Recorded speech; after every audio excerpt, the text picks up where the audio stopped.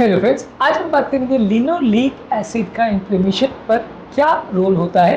Linoleic acid एक omega 6 fatty acid है जो कि सनफ्लावर, सनफ्लावर और कॉर्न ऑयल में मिलता है, नट्स और सीड्स में मिलता है। बहुत कॉमन तरीके का ये ओमेगा 6 फैटी एसिड है। बॉडी के सूजन इन्फ्लेमेशन को बढ़ाता है।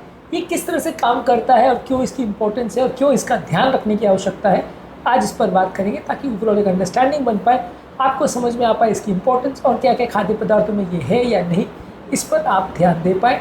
टॉपिक पर जाने से पहले जो लोग हमारे चैनल पर नए हैं, मैं रिक्वेस्ट करूँगा चैनल को सब्सक्राइब करें, वीडियोस को लाइक करें, शेयर करें, फॉलो करें, कमेंट करें, पूरा देखें। टॉपिक इंपॉर्टेंट है, इसे एंड तक देखिएगा। चलिए शुरू करते हैं। लिनोलिक एसिड बॉडी में सूजन बढ़ाता है क्योंकि लिनोलिक एसिड बॉडी में एराकीडोनिक एसिड में कन्वर्ट हो जाता है, जो कि और फर्दर कुछ प्रो इन्फ्लेमेटरी मॉलिक्यूल्स यानी सूजन बढ़ाने वाले मॉलिक्यूल जैसे प्रोस्टाग्लैंडिन और ल्यूकोट्राइन्स बढ़ाता है। इससे बॉडी का इम्यून रिस्पॉन्स बनता है, इससे बॉडी का सूजन बढ़ता है, जो कि कुछ हद तक बॉडी के अलग अलग बीमारियों से लड़ने में मदद करता है। जैसे अगर बॉडी में कोई प्रॉब्लम आ जाए, कोई टॉक्सिन आ जाए, कोई कीटाणु आ जाए, तो उसको मारने में या भगाने में ये इन्फ्लेमेशन मदद करता है और टिश्यू को ही ठीक करने में या हीलिंग में भी मदद करता है। लेकिन ये इन्फ्लेमेशन कुछ हद तक ही फ़ायदा करता है। जब ये ज़रूरत से ज़्यादा हो जाता है तो आपके खुद के टिश्यू को डैमेज करना चालू करता है और सिस्टम को ख़राब करना चालू करता है, जिसे क्रॉनिक इन्फ्लेमेशन बोलते हैं।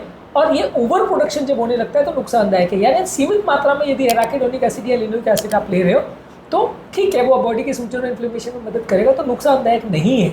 लेकिन जब आप ज़्यादा मात्रा में इसको लेने लगते हो तो वो नुकसानदायक बन जाता है कि इसका जो एराकीडोनिक एसिड और प्रोस्टाग्लैंडिन ल्यूकोट्राइन्स बनाने का जो काम है वो ओवर हो जाता है। जितनी ज़रूरत है उससे ज़्यादा बनने लगता है, तो वो सूजन और इन्फ्लेमेशन बॉडी के खुद के सेल्स को डैमेज करने लगता है। यही कारण है कि जो जो खाद्य पदार्थों में ओमेगा 6 फैटी एसिड ज़्यादा है उससे इन्फ्लेमेटरी कंपाउंड बहुत ज़्यादा बनते हैं, जिसकी वजह से कंटिन्यूसली एक इन्फ्लेमेशन की कंडीशन बनी रहती है।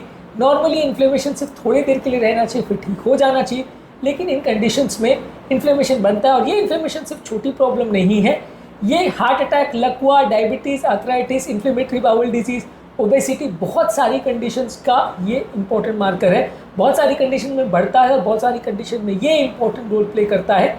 ये सारी चीज़ों पर ध्यान रखने की ज़रूरत है, क्योंकि ये इन्फ्लेमेशन सिर्फ छोटी मोटी बात है और वो ख़त्म हो जाएगा, आएगा जाएगा, वैसा नहीं है।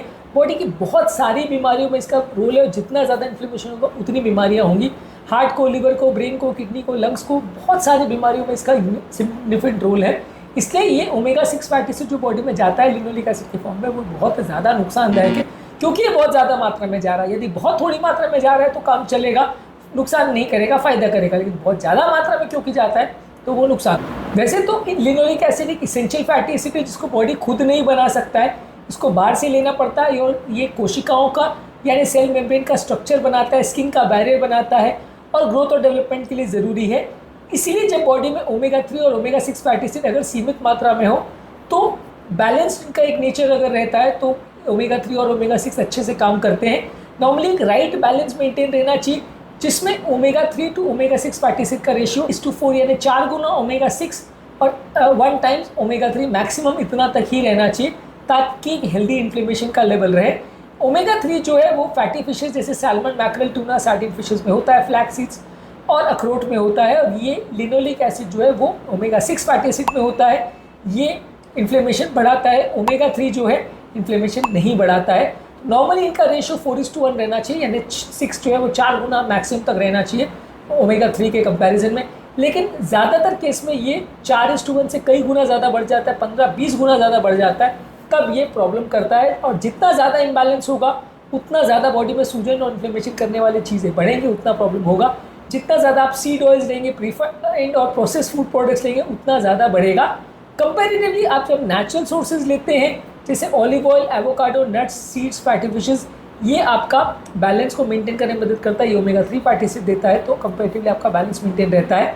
ज़्यादातर लोगों को कोशिश करनी चाहिए कि सीमित मात्रा में ही लिनोलिक एसिड बॉडी में जाए, जो कि नट, सीड्स और प्लांट ऑयल्स में रहता है, जो कि डाइट में जितना है उतना ही जाना चाहिए। जब ये ओवर कंज्यूम होने लगता है, प्रोसेस फूड प्रोडक्ट्स में जाता है, सीड ऑयल्स के फॉर्म में, वनस्पति घी के फॉर्म में, या जो मार्केट में सारे रिफाइंड ऑयल्स होते हैं, ये सब फॉर्म में जब बॉडी में जाता है तो ये इन्फ्लेमेशन करता है, जो कि हार्ट अटैक, लकवा, डायबिटीज़, आर्थराइटिस, लिवर का प्रॉब्लम, किडनी का प्रॉब्लम, सारी बीमारी में इंपॉर्टेंट रोल प्ले करता है। इसलिए लिनोलिक एसिड पर आपको ध्यान देने की ज़रूरत है।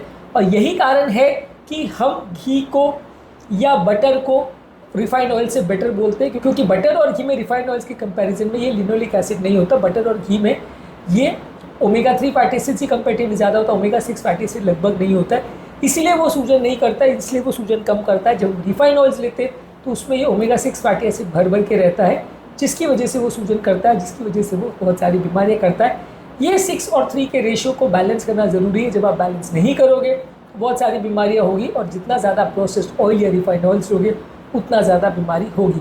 ओमेगा 6 फैटी एसिड के स्रोत क्या हैं और इसकी क्या इंपॉर्टेंस है, इस पर ऑलरेडी हमने वीडियोस करे हैं। ओमेगा 3 फैटी एसिड्स की इंपॉर्टेंस पर और उसके स्रोतों पर भी हमने वीडियोस करे हैं। ये सारे वीडियोस आपके लिए ज़रूरी है, इन्हें ज़रूर देख लीजिएगा।